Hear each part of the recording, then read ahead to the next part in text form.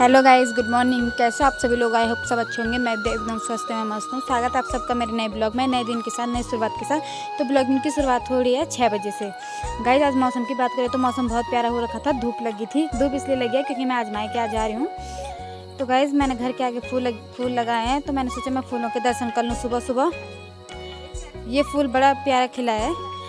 Guys, मैंने आटे के हाथ भी नहीं धो रखे हैं। मैं जैसे आटा गूँथ के सीधे बाहर आई।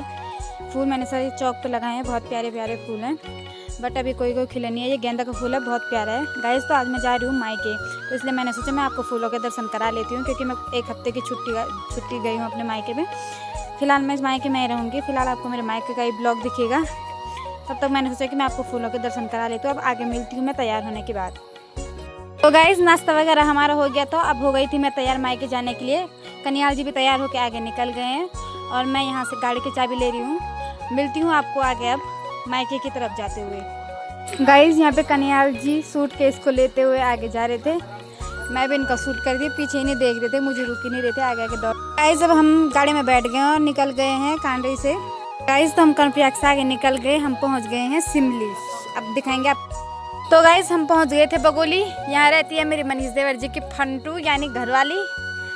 गाइस, आपको अब आगे की सैर कराते हैं। पहुँच गए हम बगोली।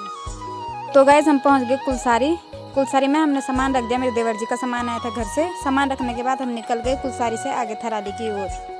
तो गाइस, हम पहुंच गए थे थराली में हमने सबसे पहले कर अपनी गाड़ी की धुलाई, क्योंकि गाड़ी बहुत गंदी हो गई थी। हम पहुंच गए थे थराली में हम मिठाई वगैरह ले रहे थे दुकान में। तब तक भाभी जी और भतीजे हमको दिख गए वहाँ। ये इन दोनों ने हमें देखा। ये हमें देखने के बाद ये चकित हो गए कि ये एकदम से कहाँ से दिखे हम लोगों को। गाइस, तो हम पहुँच गए थे घर के नीचे से। घर वाले ऊपर से देख रहे थे, लेकिन हमें लेने के लिए नहीं आए।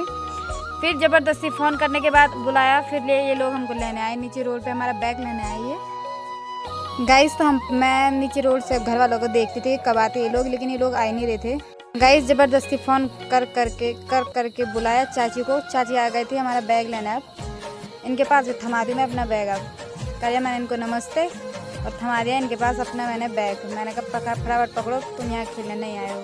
फिर रख दिया इन्होंने सर पे पूरा बिस्तरा और ये भी निकल गई आगे को। तो गाइस, हम पहुँच गए थे घर के नीचे से। अब जाते हैं घर की सीढ़ियों से ऊपर।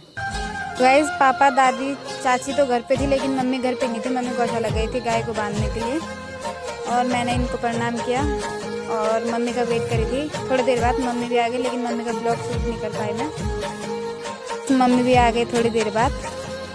उसके बाद हमने हाथ मुँह धोया और मम्मी ने हमारे लिए बनाया था मटन और भात। फिर हम ठूसा मटन और भात आराम से खाया पिया बस।